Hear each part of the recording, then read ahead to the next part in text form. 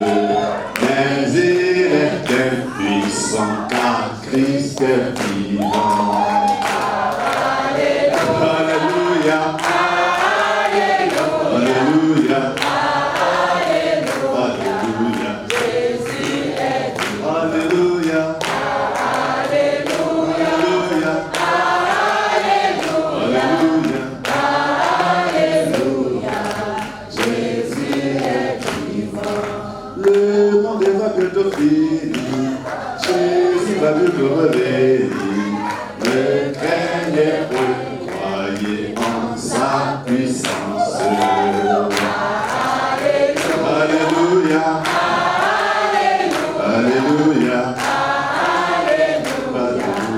Jésus est vivant. Alléluia.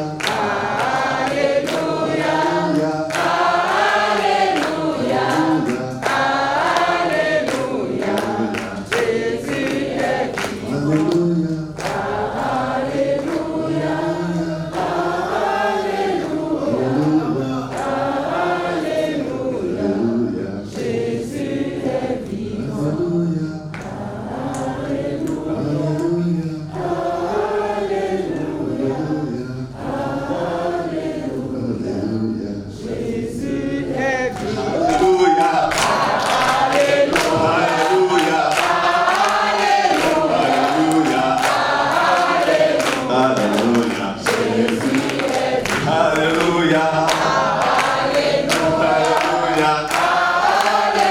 Alléluia. Alléluia. Jésus est vivant. Alléluia.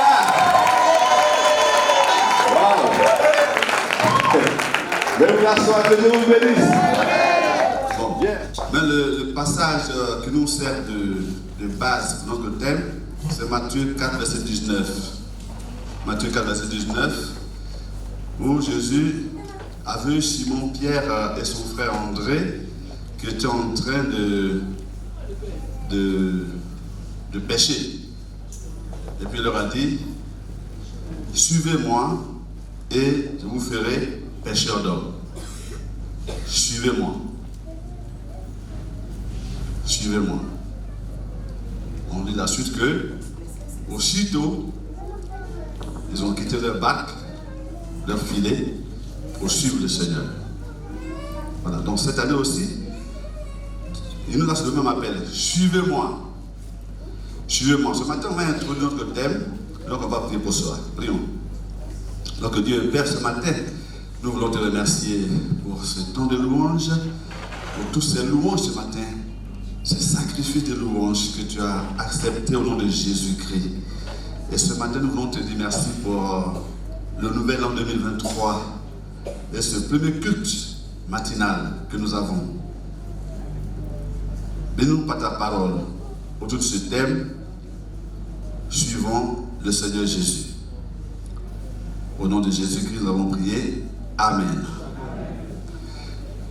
Ce matin, on va faire l'introduction de ce thème de l'année. En notant que la vie chrétienne, c'est la vie de Christ. De vie chrétienne. Chrétienne, ça veut dire Christ.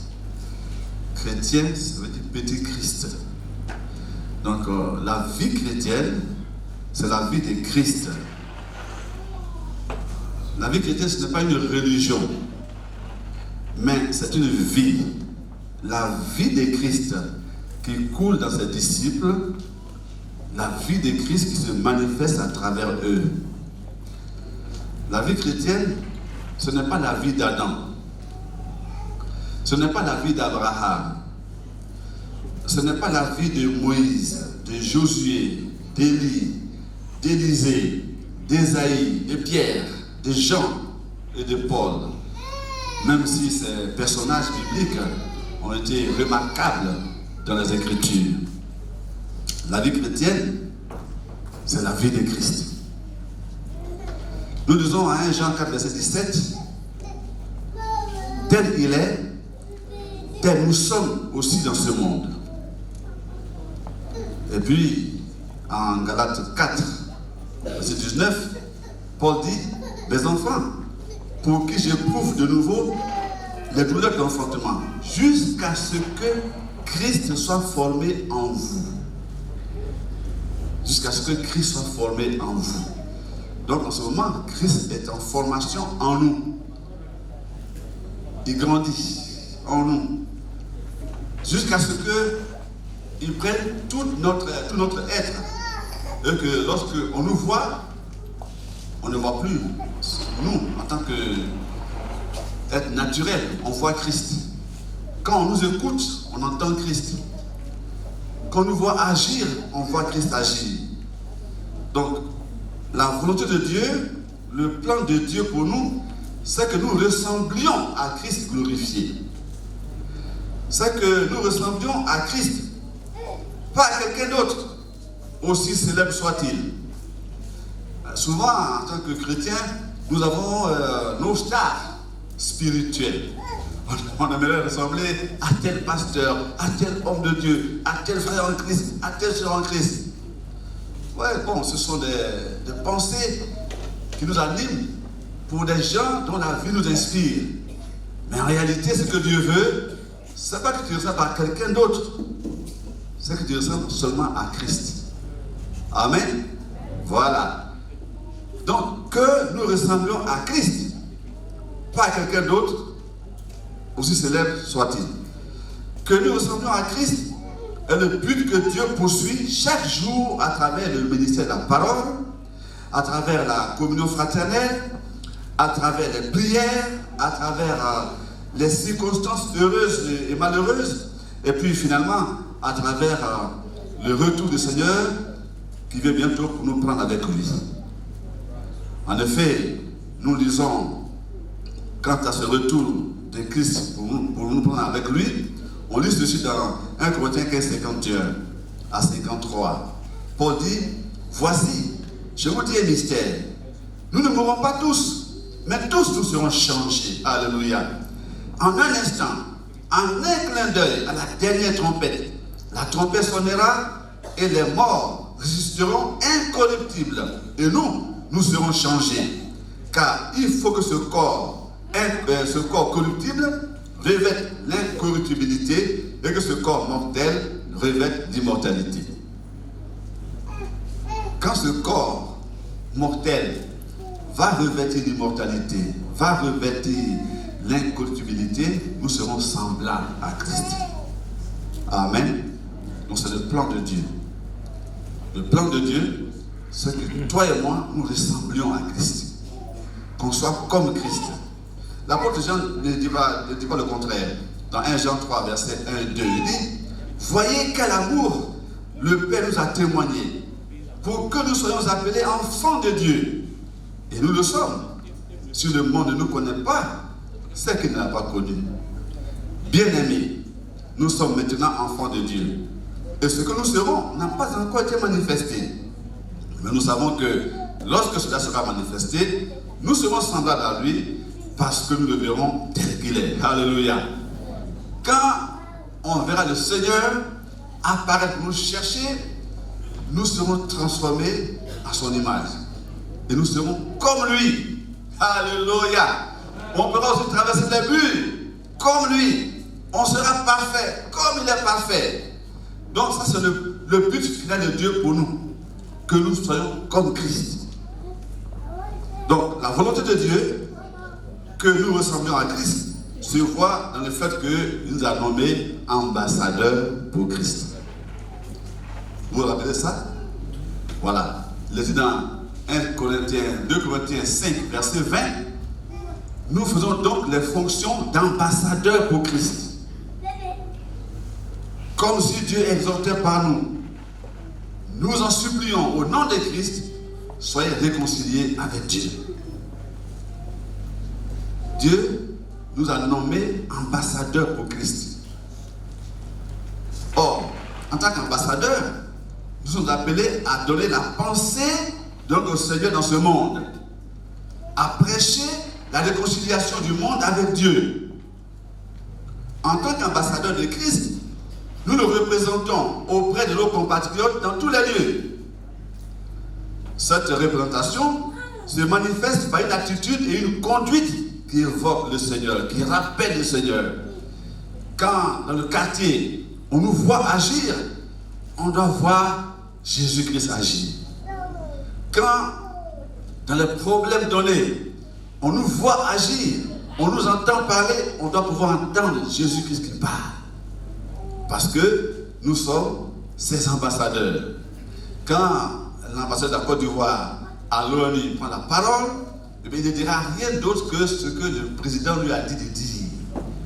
Voilà.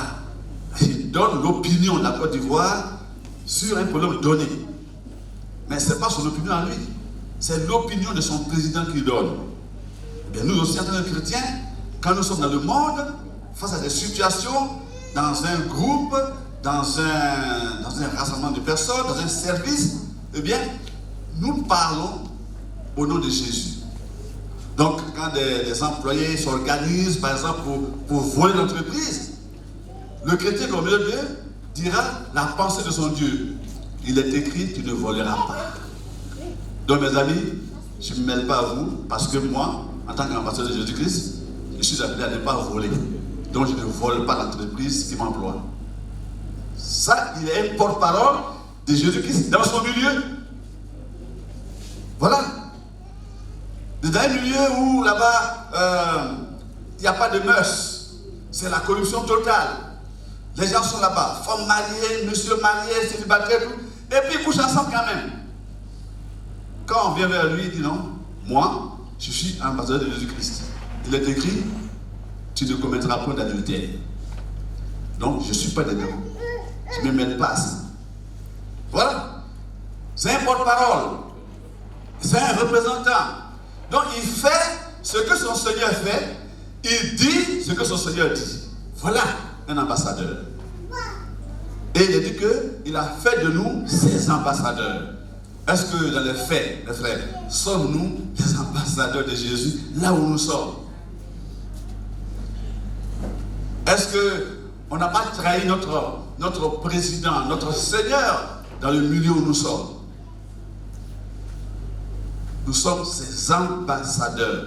Donc nous devons refléter sa personne, son caractère, sa sainteté, sa justice, partout où nous sommes. C'est ça, être ambassadeur.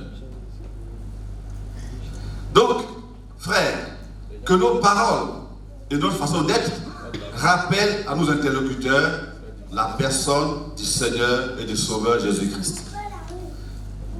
D'où l'impérieuse nécessité de suivre le Seigneur, instant après instant, jour après jour. Pour pouvoir être mon ambassadeur, il faut simplement suivre son Seigneur. Si on ne le suit pas, on ne pourra pas faire ce qu'il fait. On ne pourra pas être là où il veut qu'on soit. Donc il a dit à Pierre, suivez-moi et vous ferez pêcheurs d'hommes. On y reviendra. Mais il nous montre clairement que pour être un gagneur d'âme, il faut le suivre. Hein?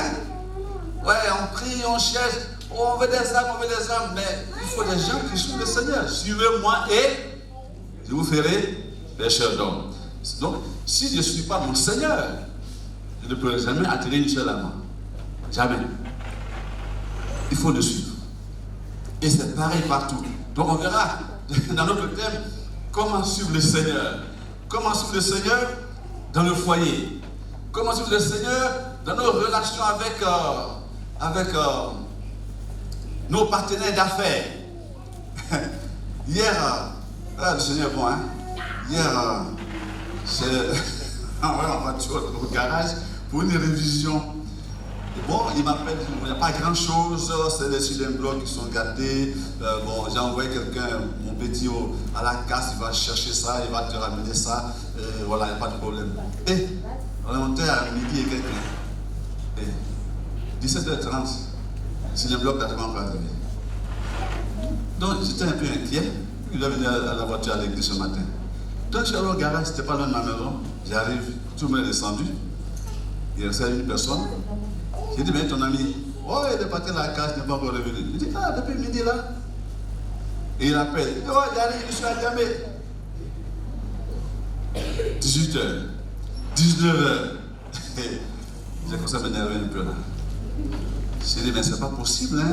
Petit, ça c'est manquer de respect envers son client. Depuis le matin, je te vois ma voiture. On m'a dit que le bâtiment a jamais payé les pièces et depuis 19h, pas de nouvelles. J'appelle le patron, il ne décroche plus. Je lui vois un message, il ne répond pas. Ah, il dit bon, d'accord. Donc j'ai préparé dans mon cœur une revanche là. Il dit bon, c'est fini, hein, je coupe avec vous. Envoie la voiture. Si vous voulez envoyer la mains, envoie. Mais dès qu'il est dans la voiture là, c'est fini. Ça c'était dans mon cœur. Heureusement que c'est dans mon cœur. Et donc je suis venu à la maison, vraiment pas content du tout. Puisque le gars ne répond pas, non, c'est pas comment il dit qu'il ne est pas content. Il ne répond pas, il ne décroche pas. Bon, et puis après, effectivement, 21 est passé, la voiture arrive. Je sais pas, j'ai pris ma voiture simplement, je n'ai pas dit un mot au petit là. Tellement il n'était pas content. Je lui ai dit, mais pourquoi tu es venu si tard? Je dis, non, les embouteillages, c'est alimentaire. Embouteillage. Depuis midi jusqu'à 21h. Bon, c'est pas grave. Ok, je vais appeler ton patron après. Ok, vous partez. Mais dans mon cœur là, j'étais fâché. Je dirais plus chez lui là-bas. Et ce matin, maintenant je vais prier. Je vais prier. Le Saint-Esprit me rappelle. Tu dois pardonner à ton gars, à ton mécanicien. Parce que chaque matin, tu dois avoir la méditation.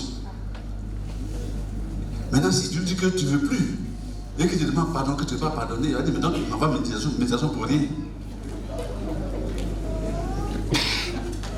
Donc, il faut pardonner. En pardonnant, tu suis le Seigneur. Le Seigneur, pardonne-moi ce que tu es fâché. Et je pardonne. Et puis, la paix m'a envahi.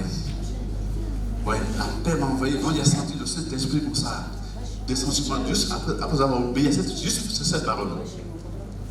J'ai demandé pardon et j'ai pardonné au monsieur. On n'a pas parlé, mais dans mon cœur, j'ai laissé tomber l'affaire. Donc j'ai annulé ma décision de partir là-bas encore.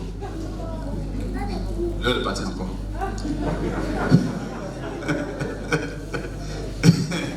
Non, mais vous voyez que le Seigneur, il nous suit de près. Il est avec nous. Tu vois? Et c'est important. Et sur le Seigneur, vous voyez, c'est la vie. Hein? C'est la vie, ça englobe chaque aspect de la vie. Ah, tu ne sais pas si le Seigneur vient te rancunier. Ce n'est pas possible. Je suis le Seigneur, mais je ne pardonne pas. Ça ne marche pas. Ça ne marche pas. Donc, c'est-à-dire, vraiment, on va t'encourager à suivre le Seigneur. Ok? Comment suivre le Seigneur Jésus alors que physiquement, il n'est plus parmi nous? On va le suivre comment? On le voit où? Où pouvons-nous trouver son exemple de vie pour le suivre? Eh bien, ce thème est une invite à l'étude de la personne du Seigneur Jésus-Christ. Donc, on va ouvrir la Bible, on va y prendre nos regards, et puis, on va étudier la personne de Jésus. Toute la plupart de Jésus, de Jésus de l'Apocalypse. Donc, j'invite les prédicateurs de l'Église à pouvoir déjà, voilà, se mettre dans cette étude-là.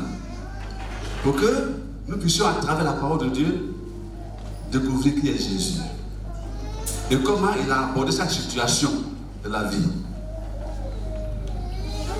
Et puis, juste, voilà, suivre son exemple. Amen. Voilà. Aujourd'hui, il y a tant de pratiques dans le christianisme qui nous éloignent du Seigneur. Entre autres, l'onction d'huile qui est utilisée à tort et à travers. Les gens vont payer de l'huile à Jérusalem, ils vont en pèlerinage, et puis ils viennent faire des affaires en Côte d'Ivoire. Payer l'huile de Jérusalem, l'huile sainte de Jérusalem, 12 000 francs, une petite bouteille comme ça. C'est des affaires. Et ça vous fait quoi? Ça vous badigeonne les murs. Tu appelles ta maison joliment là, et puis tout sera plein de taches d'huile. Parce que selon eux, ça sanctifie la maison. Ça écrit où?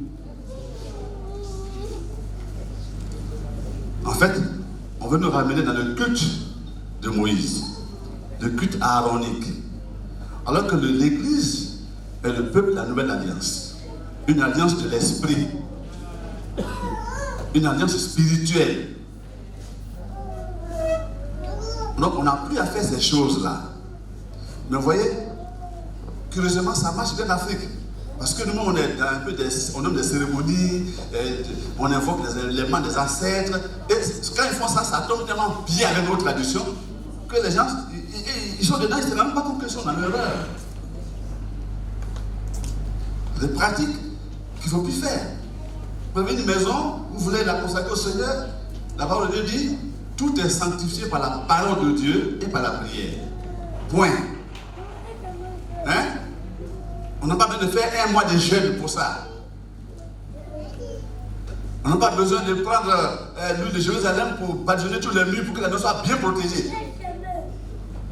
Sache que la maison là, elle sera sainte parce que toi qui es dedans, tu es saint. Et c'est à cause de toi qui es dedans, pour qui Jésus est mort. C'est à cause de toi que Dieu va vérifier la maison. Si tu quittes la maison là, Dieu s'en fout de la maison. C'est toi qui es plus important. Des pratiques comme les sacrifices d'animaux qui reviennent. Il y a des églises qui maintenant font les sacrifices d'animaux encore. Avant, là, on baptisait les gens au banco. On ne peut plus faire ça. Parce qu'il y a des églises qui sont allées égoler des moutons dans le banco. Là, ils ont sali ça, les excréments là, c'est sale, sale. Le banco est devenu sale. Pourquoi? Parce qu'on veut revenir au sacrifice d'Aaron. Lévitique. C'est pas bon. Il y a aussi aujourd'hui ce qu'on appelle le pastorat des femmes. C'est répandu. On a plein de femmes pasteurs aujourd'hui. Mais ça commence devant moi. Hein. On a une église sœur là, comment une église en Côte d'Ivoire, qui voulait commencer le pastorat des femmes. Et ils ont commencé à faire des conférences en invitant des évangéliques pour soutenir ça. Ils ne m'ont pas dit qu'ils voulaient soutenir ça. Ils m'ont demandé le rôle de la femme dans l'église. Bon, moi je suis allé enseigner. Et puis, dans les questions maintenant, comme ils ont vu que je n'ai pas encouragé les gens, les femmes à être pasteurs, les femmes ont commencé à poser des questions. Je vous assure, elles ont fait me frapper. Elles étaient en colère parce que j'ai dit non, Dieu n'a pas appelé la femme à être pasteur. Ça, c'est une fonction d'homme. Mais, et Déborah n'était pas pasteur. Elle était juge. Je n'étais pas pasteur. Et puis, si vous lisez bien, quand on parle des héros de la foi, là, dans Hébreu 11, là, on ne parle pas de Déborah, hein, on parle de Barak. Voilà, les deux ont travaillé ensemble. Hein. Mais c'est Barak, son nom est resté. C'est l'homme. Et puis, suivez le Seigneur. Regardez bien son exemple. Il a passé dans Luc 6, il a dit qu'il a pris une nuit entière pour prier, pour choisir ses premiers disciples là, ses premiers apôtres là. Il a passé une nuit entière. Et le matin, il s'est réveillé, les disciples étaient là, les femmes étaient là, les hommes étaient là. Il a appelé 12 gaillards. Même pas une seule sœur. Ça doit vous parler? On est serviteur de qui? Ce n'est pas de Jésus. C'est tout ce qu'il a fait qu'on doit faire. Mais que la femme a un ministère d'aide. Ça, c'est son appel d'origine même. Quand Dieu l'a créé, il a dit, je ferai là-dedans quoi? Une aide. Une aide. Quand Dieu parle là, c'est très fort. Il faut bien noter ça. Et c'est dans ça que Dieu fonctionne avec elle. Il n'y avait pas 12 femmes apôtres. Il n'y avait pas de femmes parmi les apôtres. Mais il y avait des femmes qui aidaient le Seigneur Jésus-Christ. Selon Luc 8, verset 1 à 3. Elles étaient dans leur fonction d'aide. Marie de Magdala, Jeanne, femme de Chouza, Suzanne, etc. Elles étaient dans leur fonction d'aide. Et on ne dirait pas qu'elles n'étaient pas utiles. Parce que c'est elles qui faisaient vivre le ministère de Jésus-Christ. Mais elles n'étaient pas des apôtres. Elles n'étaient pas des apôtres. Bon, si le patron de la chose n'a pas fait quelque chose, moi je suis qui pour changer? Qui est mon patron? C'est pas Jésus? C'est Jésus. Suivons le Seigneur. Amen. Donc c'est un grand thème. Hein? On va découvrir des choses. Hein? Suivons le Seigneur. Ne suivons pas l'ONU. Oui, parce que les gens, l'église est en train de suivre l'ONU.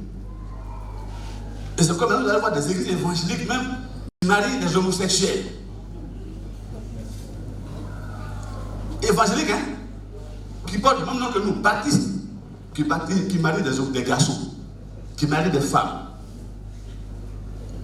On en voit dans toutes les tendances maintenant. Méthodistes, anglicanes, tout le monde s'est mis dedans.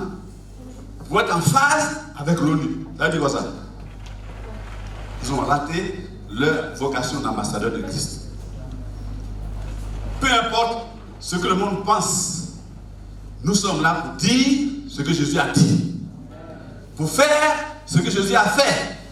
Peu importe ce que le monde pense. Peu importe ce que cela pourrait nous coûter. Mais c'est ça aussi, suivre le Seigneur. Ok? Les femmes, là, j'ai dit, elles ont fait me frapper. C'était à Niamey, là. Là, ce n'est pas encore répandu comme aujourd'hui, là. Les gens cherchaient des raisons pour justifier ça. Donc, on cherchait des pasteurs qui pouvaient encourager ça. Mais ils sont mal comme monsieur moi. Moi, je n'ai pas encouragé ça. On a discuté pendant 2 heures. J'étais sur ma position. Donc, l'affaire est finie en queue de poisson. Et une autre fois, on a fait me frapper encore au cimetière. Parce que j'ai dit de ne pas parler à la dame qui est morte là. Et puis, de ne pas invoquer Marie parce que cette dame qui est morte là, elle est née de nouveau. Si ils savaient, les femmes de la soirée m'attendent au carrefour. Elles sont allées m'attendre au carrefour. Moi je reviens tranquille. Tu dis quoi? On n'a pas prié Marie. Hein? Les gens les attrapent pour ne pas me taper. Si tu penses la vérité aussi, tu auras des problèmes. Mais il faut accepter. Ok? Suivons le Seigneur. Donc il y a beaucoup de déviations dans le milieu chrétien aujourd'hui. Mais comment est-ce qu'on peut se garder de l'erreur? Hein? Comme le sacerdoce et le célibat. Vous avez écrit où? Que le pasteur ne doit pas se marier, c'est écrit où? Se marie pas et puis enceinte les filles. C'est correct ça? Mais vous oubliez que célibataire, mais tu n'es pas célibataire. Mais si tu as fait vœu de chasteté, mais respecte le vœu de chasteté, c'est tout. Amen. Mais il ne faut pas être chaste devant les gens et puis perdre des familles en secret. Suivons le Seigneur. Suivons le Seigneur. Ok? Suivons le Seigneur. Donc, comment faire pour ne pas se tromper? Comment faire pour rester dans la vérité? Mais simplement en suivant le Seigneur. Voilà. Je regarde son exemple. Je regarde ce qu'il a enseigné. Ensuite, je regarde ses apôtres. Ce qu'ils ont fait et ce qu'ils ont enseigné. Je suis le modèle là. Je suis dans la vérité. Amen. C'est très important. C'est très important. Donc, tant que nous suivons le Seigneur Jésus-Christ, eh bien, nous serons certains d'être dans la vérité. On peut suivre le Seigneur aussi en suivant des hommes et des femmes qui le suivent fidèlement. Oui, si vous suivez un homme de Dieu qui suit le Seigneur, vous êtes dans la vérité. Si vous suivez une sœur en Christ qui aime le Seigneur et qui suit sa parole, vous êtes dans la vérité. Ce thème de l'année est aussi donc un appel à tous les leaders dans l'Église, à tous les chrétiens mûrs spirituellement, à suivre des voies droites, afin que ce qui est boiteux ne dévie pas, mais plutôt se raffermisse, selon Hébreux 12, verset 13. Enfin, suivre le Seigneur Jésus, c'est fait par la foi. Ça prend en écoutant la parole et en observant ce que nous conduisent. On apprend à le suivre aussi par nos échecs et par nos rebondissements. Encourageons-nous donc les uns les autres à suivre le Seigneur en 2023. Encourageons-nous à suivre le Seigneur. Encourageons-nous à suivre ses traces. C'est notre appel. Répondons positivement et instantanément comme Esaïe. Quand Dieu a dit, qui marchera pour nous? Il dit, me voici Seigneur. Comme Pierre et André, quand il a dit, suivez-moi, et je vous ferai pécheurs d'hommes, il a dit, aussitôt, ils laissaient leur filet, laissaient leur bac pour suivre le Seigneur. Bien-aimés, suivons le Seigneur. L'apôtre Pierre dit, pour terminer un verset, et c'est à cela que vous avez été appelés, parce que Christ aussi a souffert pour vous laissant un exemple, afin que vous suiviez ses traces. Pour l'année 2023, derrière le Seigneur Jésus, chacun de nous, suivons le Seigneur. Que Dieu vous bénisse.